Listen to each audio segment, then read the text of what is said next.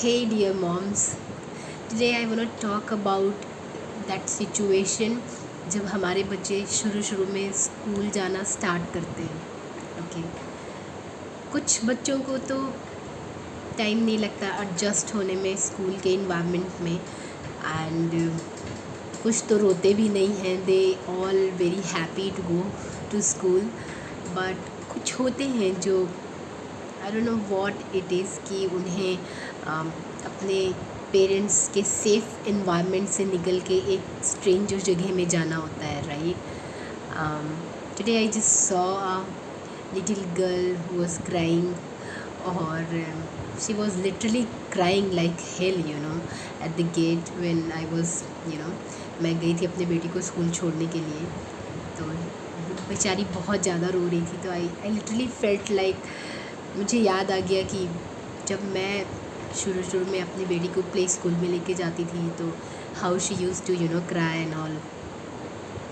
आई know हम चाहते हैं अपने बच्चों का भला करना, और बच्चे छोटे हैं तो वो ये चीज़ नहीं समझते हैं, राइट। हमें पता है कि स्कूल जाना उनके लिए सही है, बट स्टिल मुझे ऐसे लगता है कि ऐसे टाइम पे आपको गुस्सा नहीं करना चाहिए।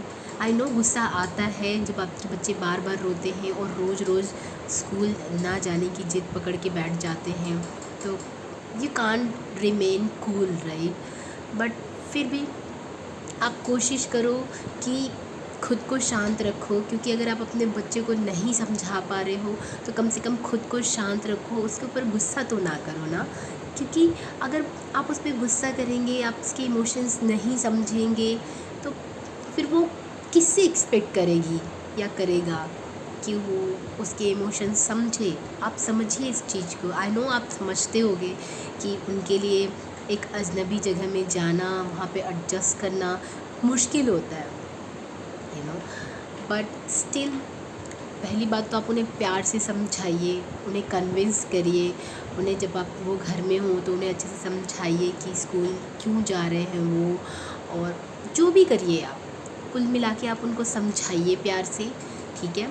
और फिर भी सब कुछ क्या होता है, बहुत आप ट्राई करते हो समझाने का, जैसे मैं अपनी बेटी के साथ करती थी।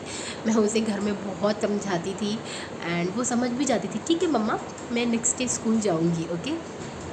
बट जब स्कूल जाने की बारी होती थी उसका मुंह बन जाता था, and she use to cry a lot. तो ऐसे में गुस्सा आ जाता है, कि आप एक्सपेक्ट करते हो कि कल तो तुमने बोला था मैं नहीं रोऊंगी, लेकिन स्कूल पहुंच के रोना स्टार्ट कर देते हो गेट पे। ऐसा होता है, but still you need to be very calm and patient. Because अगर आप पेशेंस नहीं रखोगे, आप शांति से काम नहीं लोगे, तो बच्चे के ऊपर बुरा असर पड़ सकता है, राइट।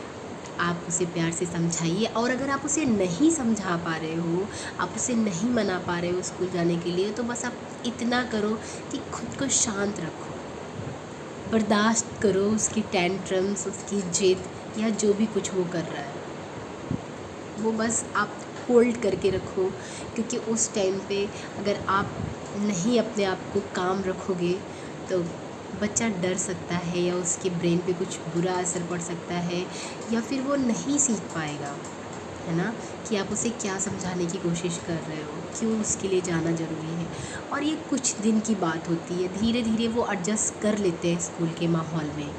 बट स्टिल जब बच्चे टेंट्रम, ये मैंने रियलाइज़ करा है अपनी पर्सनल लाइफ में भी, कि अगर बच्चे टेंट्रम्स कर रहे हैं या कोई भी जिद पकड़ के बैठ गए हैं और आपको नहीं समझ में आ रहा है कि इन्हें कैसे समझाऊं, ये इनकी जिद गलत है, ये इनके लिए सही नहीं है, कुछ समझ में ना आए, तो बस आप एक काम करना कि आप उनको समझाने की जगह ना खुद को समझाना मन में, ठीक है। आप ये तो कर सकते हो ना, आप खुद को काम करने की कोशिश करना, पेशेंस रखना, और ख़ुद को समझाना कि ये this shall too pass, right.